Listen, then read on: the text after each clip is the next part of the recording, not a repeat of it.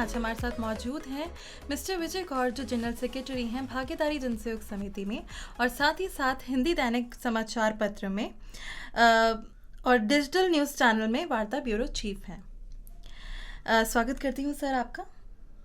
धन्यवाद। सर, मेरा पहला सवाल आपसे ये होगा, जैसे कि आपने सरकार के लिए भी काम किया है, तो आपका उसमें क्या क्या योगदान रहे हैं अभी तक? देखिए, सरकार में मैं नई दिल्ली नगर पालिका में 42 साल मैंने सेवाएं दी और मैं कम्युनिटी सर्विसेज कैडर से रहा और मैनेजर कम्युनिटी सर्विसेज में रिटायर हुआ।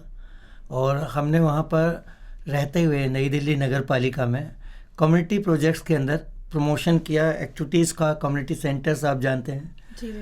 वृद्धों की पेंशन है, उसके अंदर मैकेनिज्म ऐसा हो कि हर व्यक्ति को समय पर पेंशन मिले। फिर हमने कुछ योजनाएं थी सरकार की, जैसे बच्चे, एम्प्लॉइज़ के बच्चे हैं वो हायर एजुकेशन के लिए जाते हैं, तो हमारी योजना थी कि उनको साल के अंदर पेरेंट्स को 1 अटैम्प्ट हायर एजुकेशन के हिसाब से कुछ छात्रवृत्ति के रूप में दें, ताकि वो बच्चों की पढ़ाई को जारी कर रख सकें। और इस क्षेत्र में मुझे स्वर्ण पदक भी मिला। मुझे इस बात को उल्लेख करते गर्व हो रहा है। बहुत बढ़िया सर। सर, जैसे कि एक अच्छा पत्रकार बनने के लिए हमें किस तरह की जो स्किल्स हैं वो डेवलप करने की आवश्यकता है? देखो, सबसे बड़ी तो स्किल ये है कि सच्चाई की सतह पर जाके ही पत्रकारिता आगे एक पहचान बनाती है। क्योंकि फेक न्यूज़ चंद पल के लिए तो अच्छी लगती है, टीआरपी भी बढ़ती है, लेकिन बाद में जब पता लगता है, पर्दाफाश होता है, तो बाद में वो जो शर्मिंदगी और जो टीआरपी बढ़ी है उससे बहुत नीचे आ जाने की जो स्थिति है, वो कई बार आदमी को डिप्रेशन में भी ले जाते हैं। इसलिए मैं चाहता हूँ कि पत्रकार जो बने वो फेक न्यूज़ से बचें। जी सर, जैसे कि अभी आपने फेक न्यूज़ के बारे में ही बोला, तो जो लोगों का परसेप्शन है वो इसी तरह से बन रहा है मीडिया के प्रति कि मीडिया का जो स्तर है वो लगातार गिर रहा है। जैसे कि फेक न्यूज़ हो गया, अभी जैसे आपने बोला अनएथिकल जर्नलिज्म। तो ऐसी क्या चीज़ें हमारे करिकुलम में ऐड अप होनी चाहिए कि जो आने वाले जर्नलिस्ट हैं वो इन चीज़ों को अवॉइड कर सकें?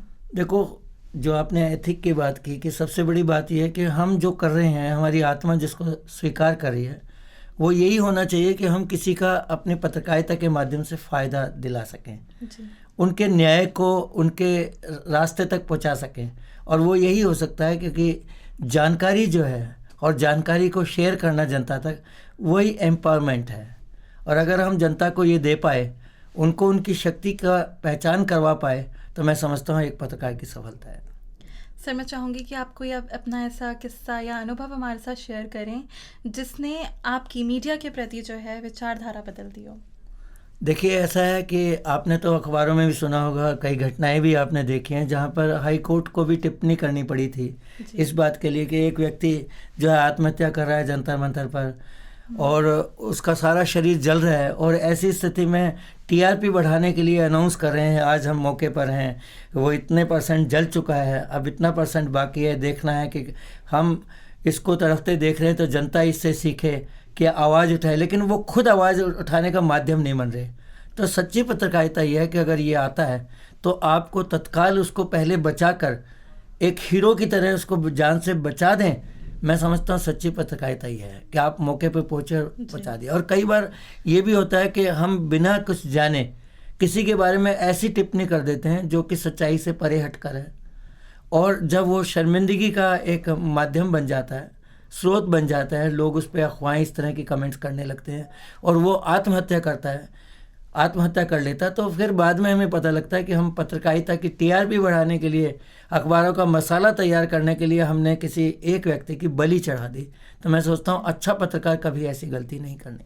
सर, मैं आपसे एक और क्वेश्चन पूछना चाहूँगी कि आप जर्नलिज्म स्टूडेंट्स को और क्या मैसेज देना चाहेंगे? देखो, जर्नलिज्म स्टूडेंट्स को मेरा यही मैसेज है कि जब आप कहीं पर इंटरव्यू के लिए जा रहे हैं, तो जिसका इंटरव्यू लेने जा रहे हैं उसके बारे में पूरी जानकारी लेकर जाएं। जिस विषय पर आप कवरेज करने जा रहे हैं उसके बैकग्राउंड नोट को ज़रूर पढ़ कर जाएँ, तभी आप एक अच्छे सवाल कर पाओगे और तभी जनता तक जो आप बात को पहुंचाना चाहते हैं वो पहुंचा पाओगे।